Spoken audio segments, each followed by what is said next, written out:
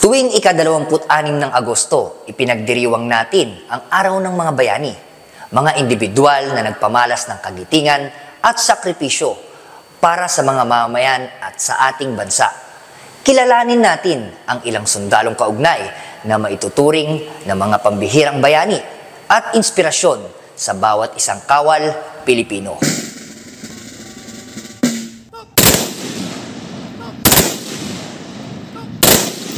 Tuwing sasapit ang ika-26 ng Agosto, pinagdiriwang nating mga Pilipino ang Araw ng mga Bayani upang kilalanin ang kanilang sakripisyo at kagitingang inalay upang makamit ang ating kalayaan at maipagtanggol ang bayan. Ilan nga sa mga kilalang bayani ng ating bansa ay sina Dr. Jose Rizal, Andres Bonifacio, Apolinario Mabini, Juan Luna, Marcelo H. Del Pilar at marami pang iba. Katunayan, isang paraan ng ating pagkilala sa mga sikat na bayani ay ang pagpapangalan natin sa kanila sa mga kalsada, lugar, mga pasyalan at binigyan rin ng mga mahalagang araw.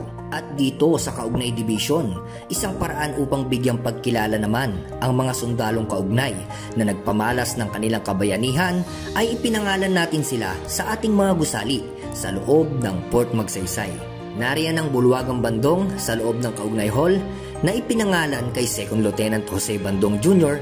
ng 24th Infantry Wildcat Battalion na ginawaran ng Medal of Valor matapos ang armed encounter sa nasa 80 heavily armed na mga rebelde sa boundary ng Sagada, Bontoc at Mountain Province noong April 10, 1992. Samantala, nariyan rin ang gusaling Teniente Ricky Chua na matatagpuan malapit sa 7ID Covered Court na ipinangalan naman kay Second Lieutenant Ricky Chua, isang intelligence officer na nagbuwis ng buhay noong taong 1998 matapos makasagupa ang mga miyembro ng rebeldeng grupo sa Limay, Bataan. At ipinangalan naman sa himpilan ng Kaugnay Division ang gusaling General Luna at General Tino, mga kapitapitagang mga general na nanguna at namuno sa mga Pilipino noong Philippine Revolution laban sa mga Kastila at Amerikano.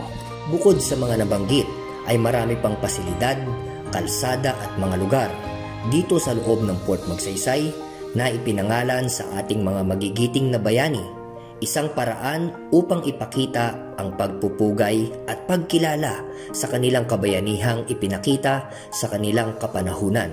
Kaya naman mga kaugnay, lagi nating iisipin at isa sa puso na tayo ay Pilipino na handang tulungan ang ating sariling bansa at handang ialay ang lahat ng meron tayo para sa ating bansang Pilipinas. Hanggang sa susunod nating pagkikita, ako si Kuya Pens, ang inyong tuklas kaalaman.